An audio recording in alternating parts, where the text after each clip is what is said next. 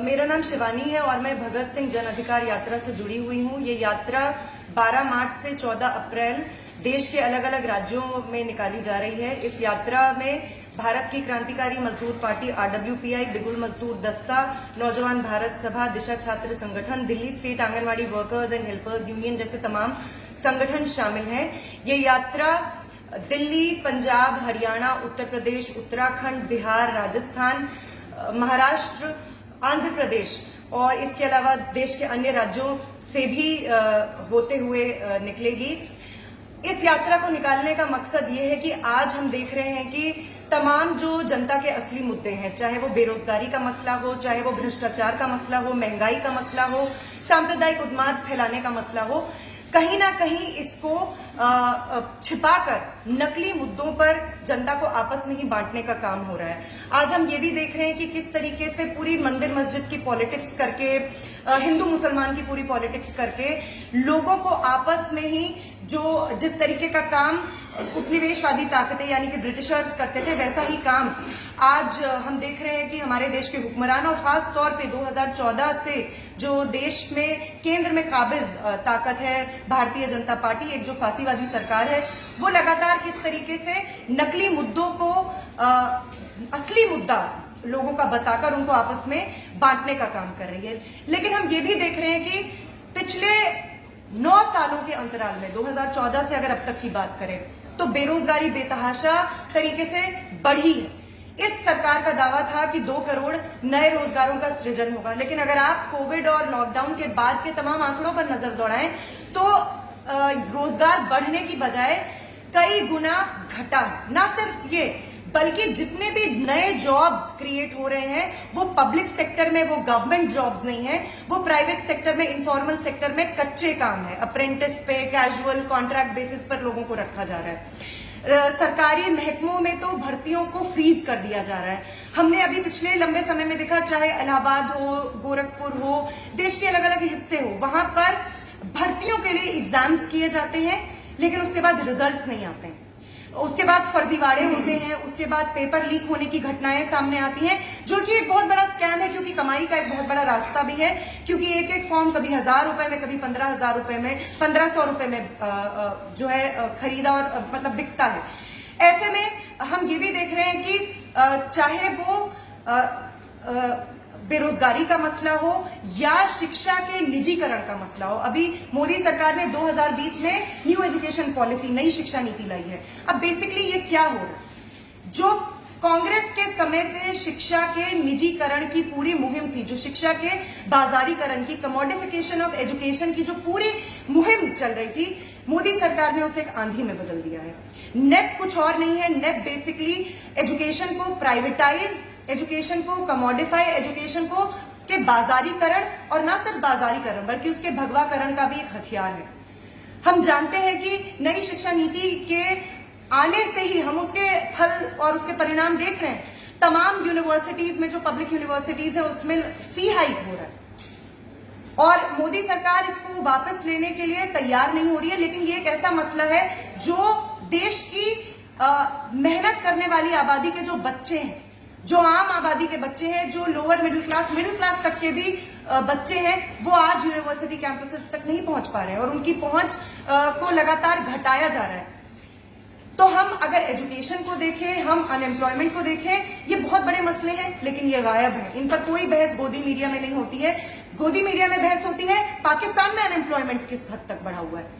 हम हिंदुस्तान में रहते हैं, हम हिंदुस्तान के मुद्दों पर, मसलों पर बात करें, या पाकिस्तान में क्या चल रहा है उस पर हमारी तवज्जो होनी चाहिए। इसके अलावा हम ये भी देख सकते हैं कि शुचिता का ढोंग करने वाली, सदाचार का पाखंड करने वाली ये भारतीय जनता पार्टी अपने कार्यकाल में कितने बड़े बड़े घोटाले कर चुकी है। अभी हाल ही में जो हिंडनबर्ग अडानी की जो पूरी रिपोर्ट सामने आई है, और हम उसमें पाते हैं कि किस तरीके से उस पर लीपापोती करने का काम किया जा रहा है और उसमें आम लोगों का पैसा लगा हुआ है, और कैसे कुछ पूंजीपतियों को इस सरकार ने अपनी सरपरस्ती के जरिए उनकी संपत्ति में कई 100 गुना की बढ़ोतरी करवाई है। इससे पहले हम ये भी हमें पता है कि राफेल घोटाले में क्या हुआ, इससे पहले व्यापम घोटाला हुआ, लेकिन इन तमाम चीजों पर कहीं कोई बहस नहीं है। मीडिया इन पर बात नहीं कर रहा है। घोटालों पे घोटाले हो रहे हैं, लेकिन सरकार ढोंग और पाखंड से बाज नहीं आ रही है। और जब ये सारे मसले जनता को चुभते हैं, जब जनता इन पर सवाल उठाने लगती है, तो मोदी सरकार के पास एक रामबाण नुस्खा है, वो है हिंदू मुसलमान।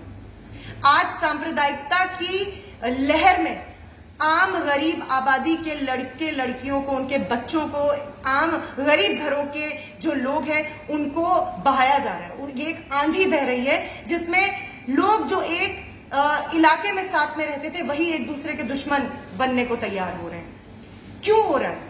क्योंकि आज हमें बताया जा रहा है कि आपका दुश्मन ये व्यवस्था, ये सरकार, ये पूंजीवादी दल नहीं है, बल्कि आपके दुश्मन किसी खास धर्म के लोग हैं। लेकिन हम जानते हैं आज चाहे गरीब हिंदू हो, गरीब मुसलमान हो, गरीब ईसाई या सिख हो, या किसी भी मजहब या मजहब को नहीं मानने वाला हो, वो आज सरकार की इन नीतियों का शिकार है। लेकिन तमाम चुनावी दल जो बीजेपी के बरक्स खड़े हैं, वो हमें बोलते हैं कि हम सेक्युलरिज्म की बात करते हैं, हम सर्वधर्म संभाव की बात करते हैं। लेकिन इससे बड़ा लतीफा कोई और नहीं हो सकता है। सच्चा सेक्युलरिज्म वो है जो स्टेट, राज्य और सामाजिक जीवन, सोशल लाइफ से रिलीजन का पूर्ण विलगाव रखे। Complete separation of state from religion. Secular state का मतलब है कि राज्य, पॉलिटिकल पार्टीज या उनसे जुड़े हुए लोग किसी भी तरीके से धार्मिक चिन्ह, किसी भी तरीके से धार्मिक जो सिंबल्स हैं, प्रतीक हैं और जो उनकी बातें हैं, वो ये ना कर पाए और इसको पनिटिव एक्शन इस पर लिया जाए, इसको पनिशेबल ऑफेंस बनाया जाना चाहिए। लेकिन आज इस पर कोई बात नहीं कर रहा है। तो यानी अनएम्प्लॉयमेंट का मसला हो, इन्फ्लेशन का मसला हो, शिक्षा के बाजारीकरण और उसके निजीकरण का मसला हो, करप्शन का मसला हो और कम्युनलाइजेशन का मसला हो, आज ये मसले हैं जो इस देश की जनता को प्रभावित कर रहे हैं।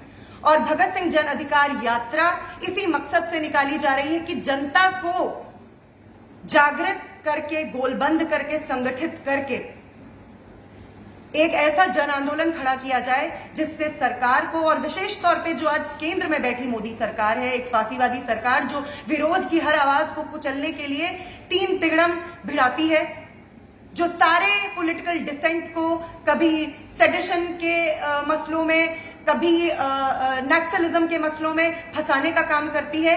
आज जनता को ये बताने की जरूरत है कि उनके असली मसले क्या हैं। और हम ये भी मानते हैं कि ये लोग हैं, ये जनता है जो इतिहास बनाती है, जो व्यवस्था को उखाड़ फेंकती है, जो सरकारों को उखाड़ फेंकती है। इसलिए जनता की उस ताकत को इकट्ठा करने के लिए भगत सिंह जन अधिकार यात्रा निकाली जा रही है। हम 12 मार्च से 14 अप्रैल तक इस यात्रा को निकाल रहे हैं और मेरी आप लोगों से दरखास्त है कि आप भी इस यात्रा से जुड़िए। आज हमने प्रेस क्लब में प्रेस कॉन्फ्रेंस का आयोजन किया था और उस प्रेस कॉन्फ्रेंस के दौरान आज हमने ये बुकलेट भगत सिंह जन अधिकार यात्रा, और इस बुकलेट के जरिए जनता के असली मुद्दों और जनता की असली मांगों को रखा गया है। और आने वाले 12 मार्च से 1 महीने के अंतराल पर हम लोग इस पूरी यात्रा को चलाएंगे। मैं ये भी बात जोड़ना चाहती हूँ कि ये यात्रा का पहला लेग है, ये उसका पहला चरण है। इसके बाद कई अन्य चरणों में भी ये यात्रा चलाई जाएगी और जनता के बीच में भगत सिंह क्रांतिकारी जो शहीद हैं उनके विचारों को और जनता के असली मसलों को भी इस यात्रा के जरिए, भगत सिंह जन अधिकार यात्रा के जरिए हम लोग ले जाएंगे। शुक्रिया।